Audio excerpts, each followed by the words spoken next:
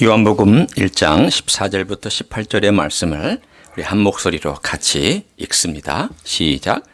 말씀이 육신이 되어 우리 가운데 거하심에 우리가 그의 영광을 보니 아버지의 독생자의 영광이요 은혜와 진리가 충만하더라.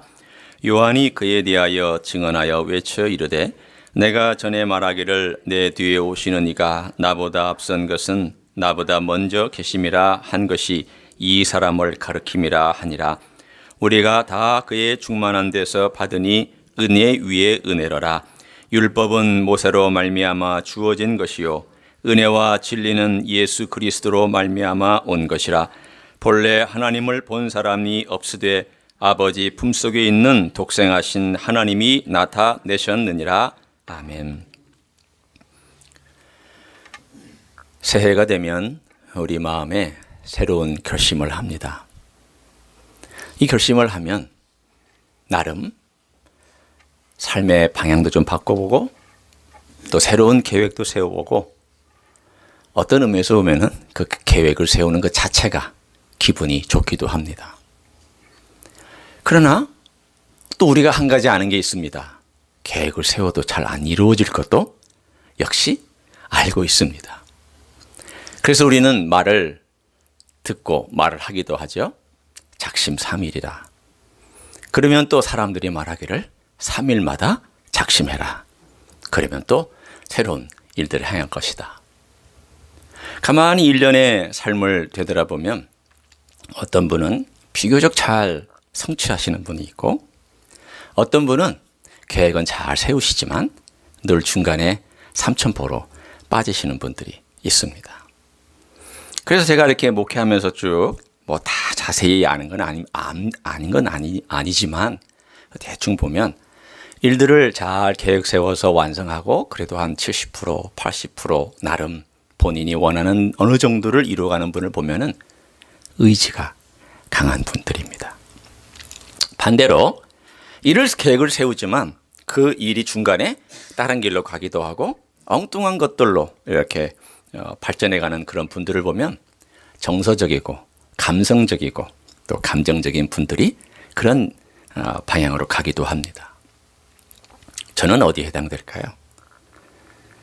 옛날에는 대단히 목적지향적이었고 또 내가 어떤 결정하고 또 나름 계획을 세웠던 것을 어떻게 하든지 이루려고 애썼던 사람 중에 하나입니다.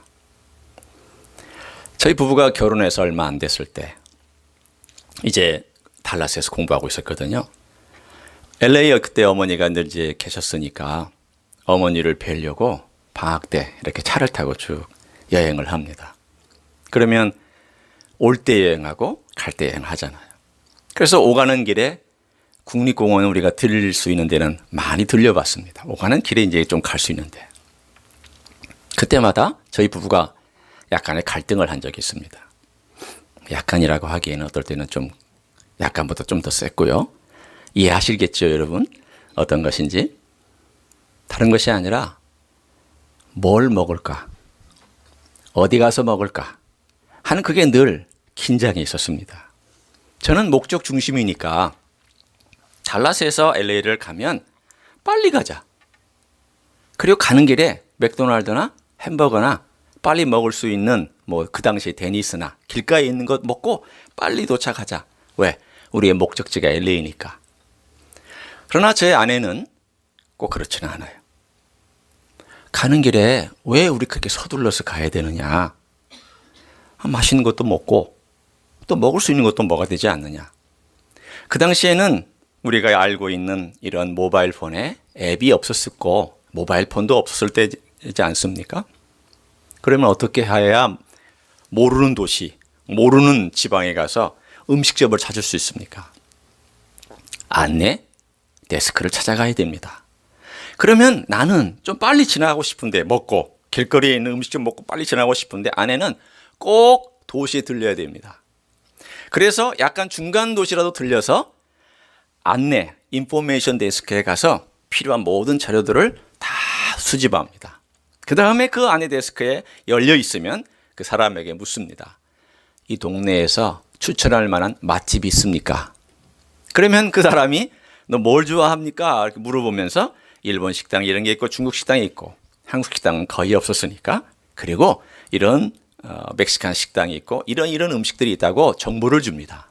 그러면 그 정보에 의해서 길을 따라서 그 도시 안으로 들어가서 꼭 그 음식점에 가서 음식을 먹고 나와야만 여행을 떠나곤 했습니다.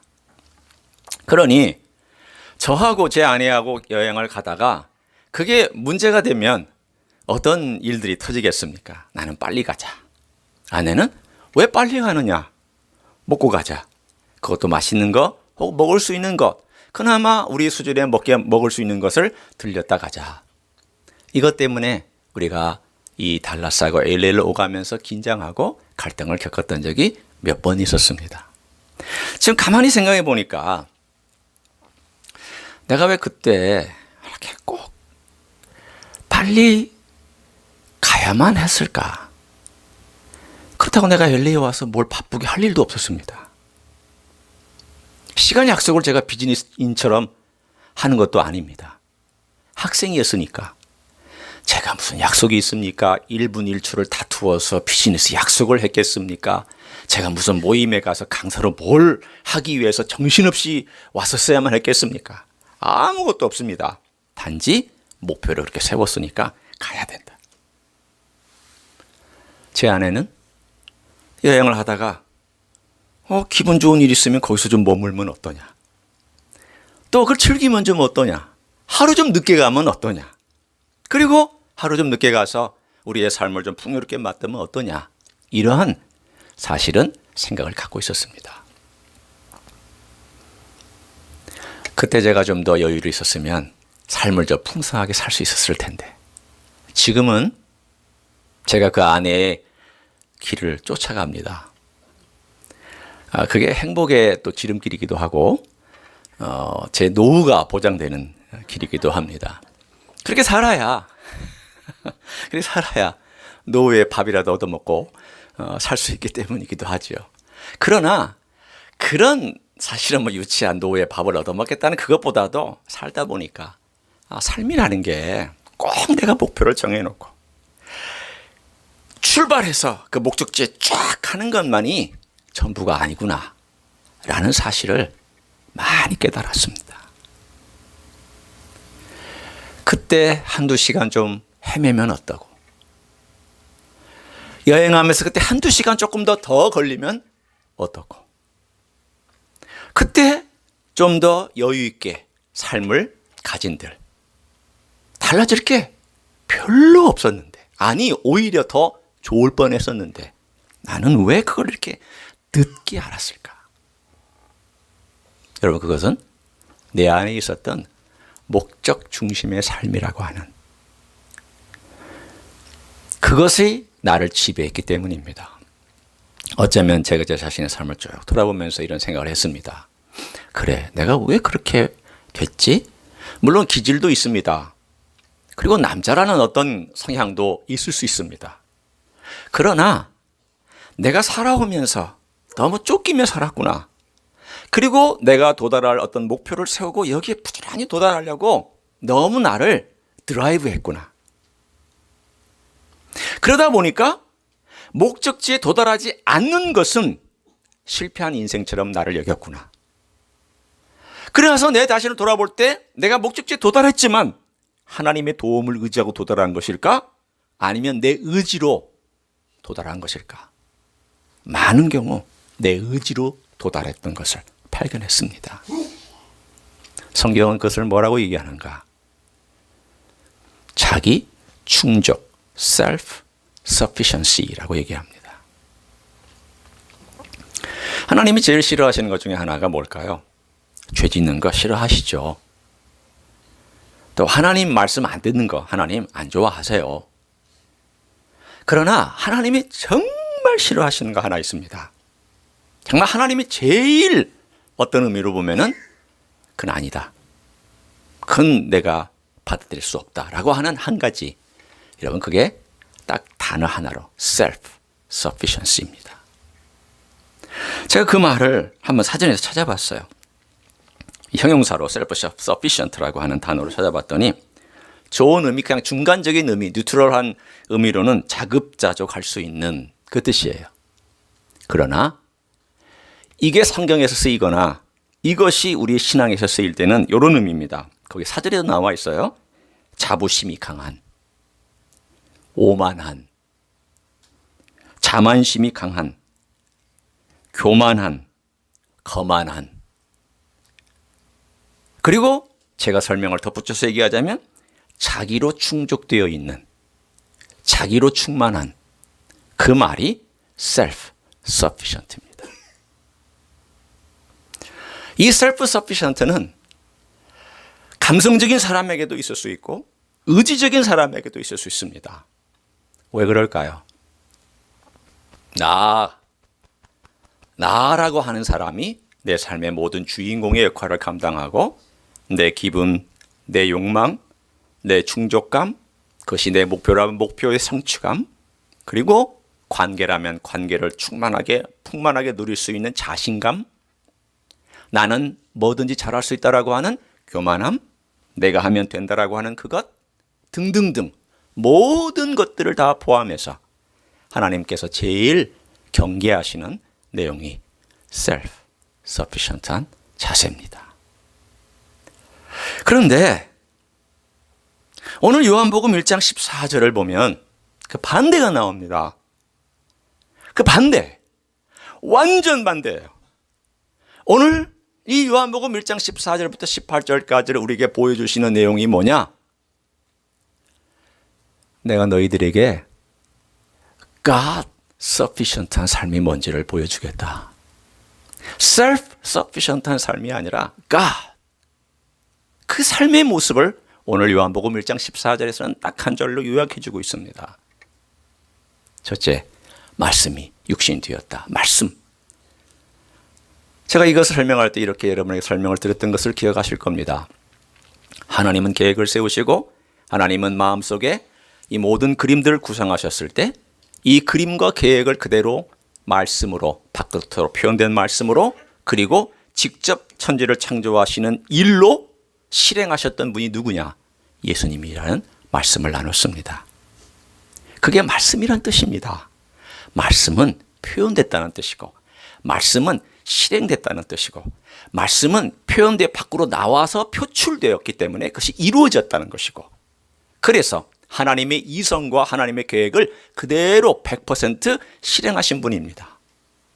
이 관계를 잘 보세요. 하나님의 머릿속에 있는 계획을 그대로 알고 순종해서 그대로 실천할 수 있는, 100% 실천할 수 있는 하나님을 의지하고 하나님으로 충만한 분이 누구냐? 말씀이신 예수 그리스도라는 뜻입니다. 두 번째, 이분이 육신이 되셨습니다.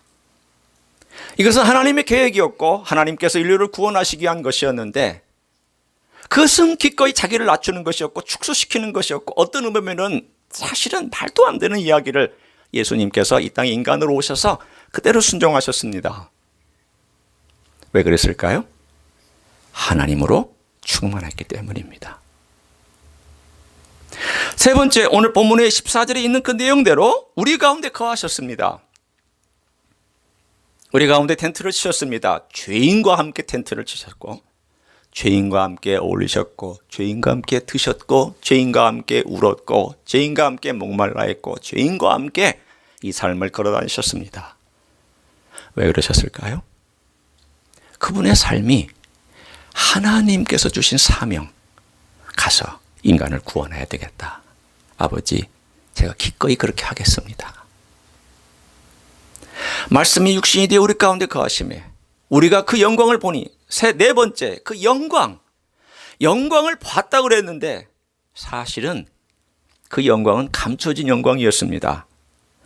얼마나 예수님이 철저하게 육신 속에 자신의 영광을 감추어 놓았던지 아무도 몰랐습니다. 제가 얘기했습니다. 가장 영성이 뛰어났던 세례 요한도 예수님에 대하여 알았다가 몰랐다가 헷갈렸습니다. 이분이 내가 기다린 분이 맞나? 나는 과연 세례 요한인 거 맞는 것 같은데 이분이 메시아가 맞나? 감옥 속에 있을 때 고난 때문에 헷갈렸습니다. 그만큼 철저하게 예수님은 자신의 영광을 속에 갈무리하고 드러내시지 않았습니다. 그런데 그 영광이 누구의 영광이었느냐? 아버지의 독생자의 영광이라고, 아버지와 유일한 관계를 갖고 계신 아들이시며 아버지의 영광을 그대로 갖고 있는, 유일성과 유사성을 동시에 갖고 있는 아버지의 only begotten, 아버지의 유일한 아들이라고 함께 나눴습니다. 그런데 오늘 드디어 우리가 6번째, 이제 그 내용으로 옵니다. 은혜와 진리가 충만하더라. 여러분, 영광을 어떻게 우리가 알 수 있을까요? 그분 참 영광스러워요. 그분 참 뭔가 달라요. 그분의 얼굴에서 빛이 나요. 제가 지금 여기서 얘기하는 것은 어떤 그 유명한 아이돌이나 잘생긴 그것을 얘기하는 게 아니라 그분의 속에서부터 뭔가 나오는 어떤 것을 보면서 그분 참 디그니티가 있다. 그분 참 뭔가 무게감이 있고 다르다. 그것을 주님께서는 어떻게 우리들에게 보여주셨을까요? 2가지로 보여주셨습니다. 은혜와 진리로 보여주셨습니다.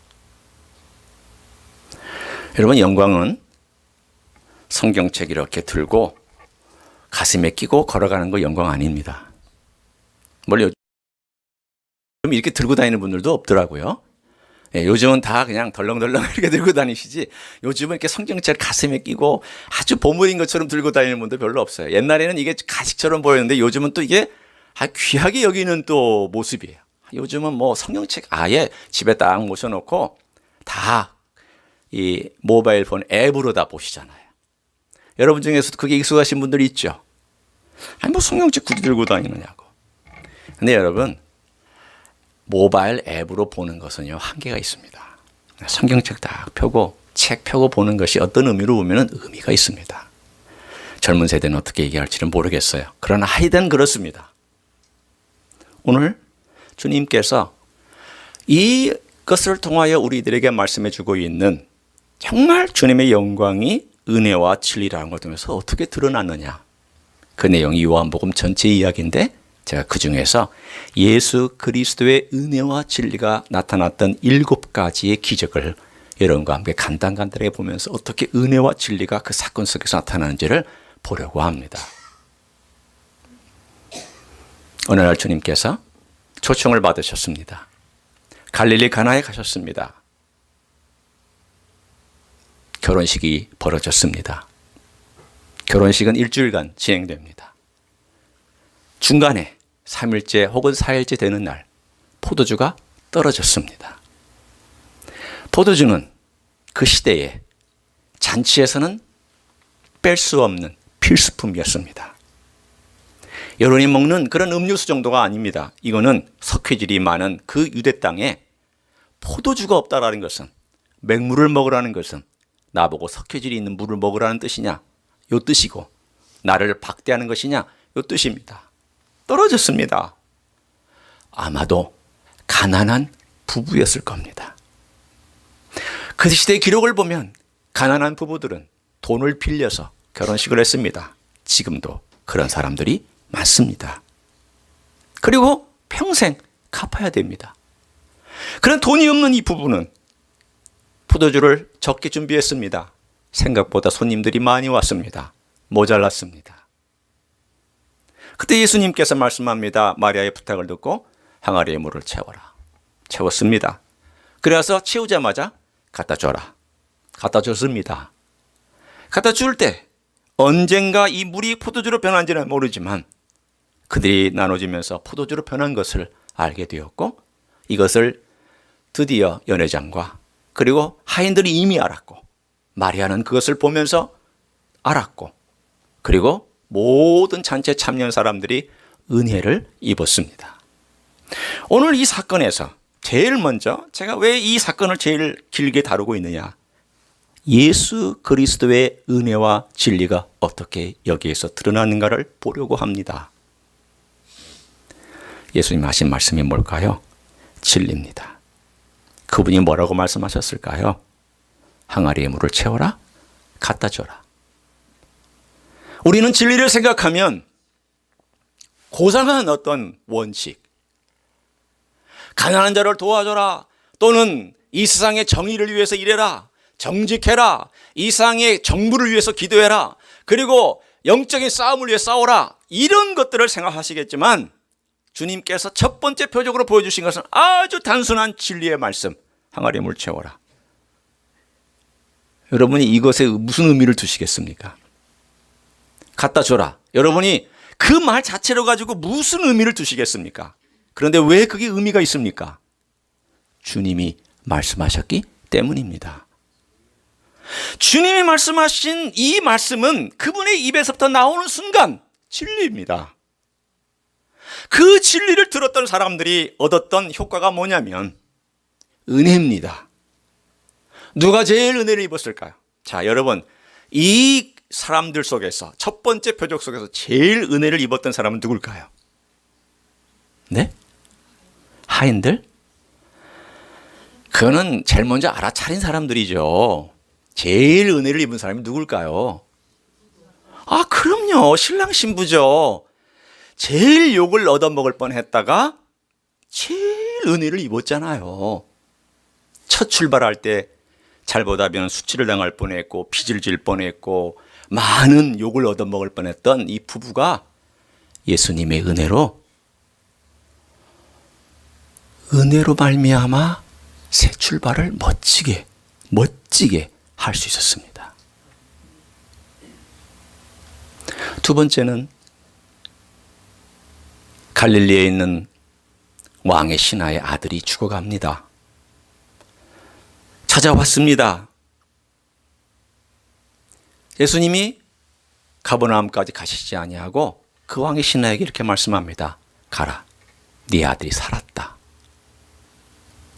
이 왕의 신하가 이 말씀을 듣고 갈 때 종들이 오는 걸 만나서 아들이 나왔다 그러니까 언제 나왔냐 물어봤더니 예수님이 그 말씀 하셨을 때 낫기 시작을 했습니다. 죽어갔던 아이가.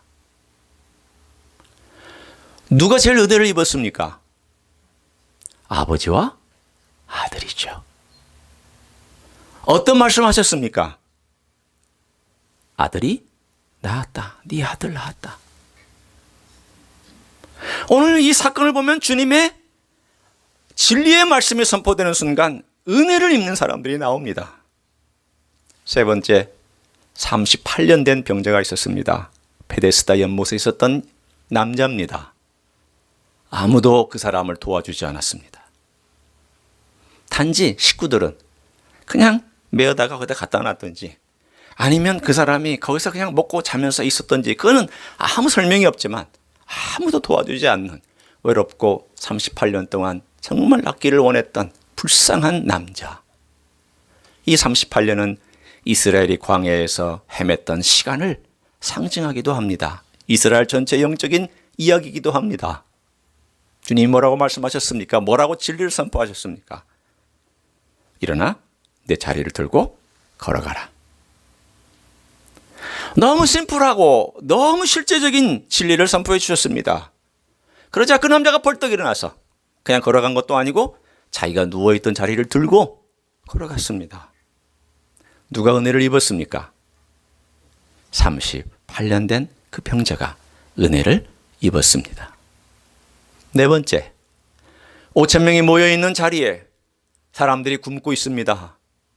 그 당시에 말씀 사경회는 하루 내지 이틀, 길게 3일 동안 광야에서 진행이 됐습니다. 사람들이 음식을 조금씩은 가져오지만 며칠 동안 있을 때에는 음식이 떨어지게 마련입니다. 더더군다나 그때는 4월쯤 되었기 때문에 미리 나오기 직전에 가장 가난한 춘궁기입니다. 가장 먹을 것이 없는 보리만 나와서 보리떡만 있을 때입니다. 주님께서 말씀하십니다. 나누어서 함께 하라. 갖다 줘라. 축사하시고 나눠줬더니 5,000명, 남자만 5,000명이니까 어린아이까지 합치면 약 2만 명 가까이가 먹었습니다. 누가 은혜를 입었습니까? 그 자리에 참여한 모든 자들이 다 주님의 은혜를 입었습니다. 주님이 하신 말씀은 간단합니다. 나 너와 함께 하라. 갖다 줘라. 다섯 번째, 그리고 나서 주님께서 바로 호숫가를 가게 했고 제자들이 노를 젓고 가는데 주님께서 그 바다 위를 걸어오셨습니다. 그들이 유대인가에 놀라 있을 때 주님께서 말씀하셨습니다. 딱 한마디 하셨습니다. 내니 두려워하지 말라. 내니 두려워하지 말라. 주님이 진리를 선포해 주셨습니다. 아마 이 기적 가운데서 가장 신학적으로 깊은 말을 전해주는 사건이 있다면 이 기적의 사건입니다. 왜 주님께서 신학적으로 깊은 이야기를 그들에게 전해줬을까요? 대상이 누구였을까요? 제자들이었으니까. 내니 야훼 두려워하지 말라. 여러분이 좋아하는 이사야서 41장 10절의 말씀을 축약해서 말씀한 겁니다. 내가 네 하나님이다. 내가 너와 함께한다. 그러니 두려워하지 말아라. 이 말씀을 주님께서는 간결하게 I am, do not fear. 내가 바로 네가 믿는 여호와인데 왜 두려워하느냐. 주님 말씀이 선포되고 진리가 선포되는 순간 제자들은 주님을 영접했고 그들은 은혜를 입었고 두려움을 물리칠 수 있었습니다. 여섯 번째, 소경이 있었습니다. 태어날 때부터 눈을 보지 못했습니다. 맹인입니다. 빛을 전혀 구분하지 못합니다. 그런데 실로암 물가에 가서 씻어라. 순종했습니다. 가 씻었더니 눈이 떠서 보이게 되었습니다. 누가 은혜를 입었습니까? 태어날 때부터 맹인이었던 이 사람이 은혜를 입었습니다. 주님이 하신 말씀은 무엇인데 어떤 진리의 말씀을 하셨습니까? 딱 한마디 하셨습니다. 실로암 물가에 가서 씻어라. 그냥 낫게 해주셔도 되는데 주님께서는 진리를 선포하시고 이 진리에 대하여 순종하는지 안 하는지를 이 사건 속에서 보여주셨습니다. 그리고 마지막 일곱 번째, 나사로가 죽었습니다. 주님께서 나흘째 되는 날 시체가 썩어서 냄새나고 부패하고 내장이 썩어서 벌레가 득실득실할 때 그곳에 가셨습니다. 사람들은 가까이 가려고 하지도 않았고 그때 문 열어라. 돌을 굴려놨습니다. 그때 주님께서 진리의 말씀을 선포하셨습니다. 뭐라고 하셨습니까? 나사로야 나오너라. 그러자 나사로가 걸어 나왔을까요? 뛰어나왔을까요? 목사님 뭐 별걸 다 물으신다고. 제가 볼 때는 점프해서 나왔습니다. 왜요? 동동동동 동해맸잖아요. 이 사람이 나온 것이 기적입니다. 살아난 것도 기적이지만 제가 볼 때 저는 그 다음을 생각할 때 이 사람이 어떻게 튀어나왔지? 통통통 튀어나왔을 텐데. 그래서 주님께서 뭐라고 그러셨어요? 풀어줘라 그랬잖아요. 나중에 풀어줘라. 묶여 있었잖아요. 이건 정말 넌센스의 기적인데 일어났습니다. 주님께서 나사로야 나오너라 그러니 묶여서 걸을 수 없는 사람이 튀어나왔단 말이에요. 주님의 진리는 은혜를 가져왔습니다. 주님의 말씀이 선포될 때는 사람들이 혜택을 입었습니다. 가만히 한번 우리가 살펴보기 원합니다. 주님께서 가난한 신혼부부 가운데 임재하셨을 때 그 임재는 그 가정의 새 출발을 도와주는 출발로 나타났고, 지위가 높았지만 지위로 말미암아서 아들을 살릴 수 없었던 그 가정에 주님이 임재는 거리에 상관없이 병을 낫게 해주셨습니다. 38년 된 고질적인 병, 누구도 도와주지 않는 외로운 사람, 그 사람 곁에 임재로 함께 했을 때는 그 병이 나았습니다. 많은 사람들이 배고파서 쫄쫄 굶을 때, 아무것도 먹을 것이 없을 때 주님은 그 자리에 임재하심으로 그들의 필요를 채워주셨습니다. 뿐만 아니라 내가 그 생명의 떡이라고 말씀해 주셨습니다. 물처럼 세상이 요동치고 두려움에 빠져 있을 때, 심지어는 제자들마저도 두려워 떨 때에 주님께서 내가 너의 하나님이다. 야훼다 말씀하시면서 그들을 두려움에서부터 건져주셨습니다. 눈이 멀어서 알지 못하는 영적인 상태나 또는 육신적인 상태에 있는 사람들에게 주님의 임재는 빛을 주는 것이었습니다. 그러나 동시에 순종도 요구하셨습니다. 7번째, 죽음 너머에 있었던 나사로를, 썩었던 나사로를 주님께서는 새로운 생명을 주셔서 빼내주셨습니다. 요한복음을 보면 은혜와 진리가 계속 반복돼서 나타납니다. 주님의 은혜는 이런 것이구나. 주님의 진리는 이것이구나. 여러분, 은혜와 진리를 제가 지금 비교해 봅니다. 종합하면서 비교합니다. 은혜는 부드럽고 진리는 딱딱합니다. 은혜는 부드럽게 흘러가며 진리는 바위처럼 견고합니다.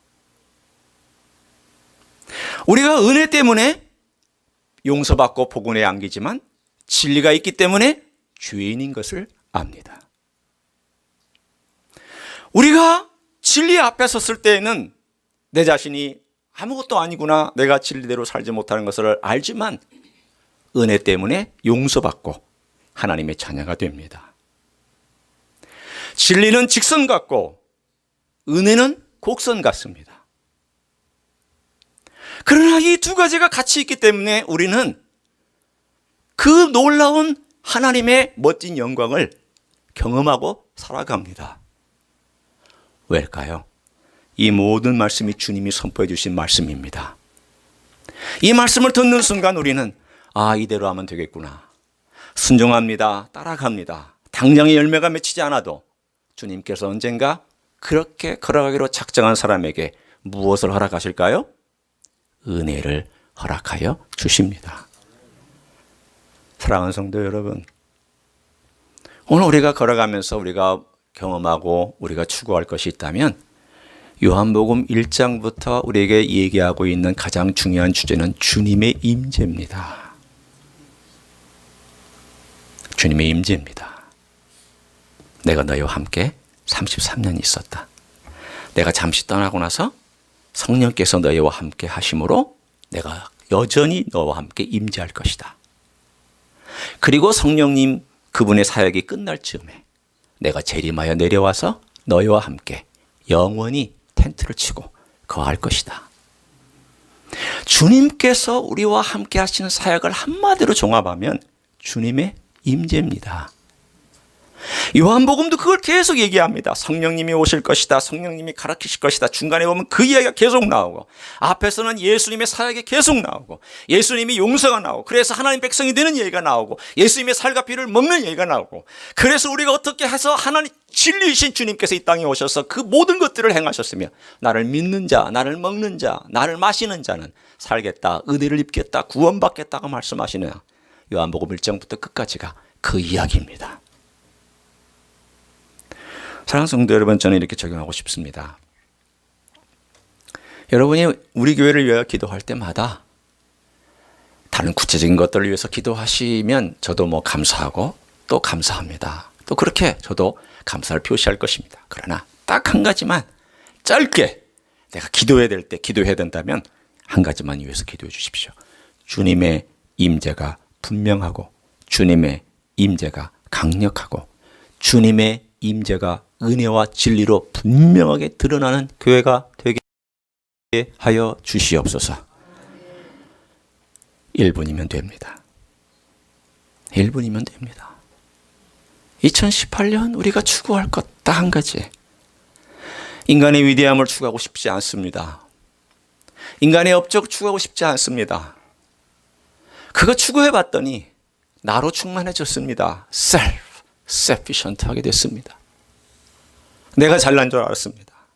내가 똑똑해서 한 줄 알았습니다.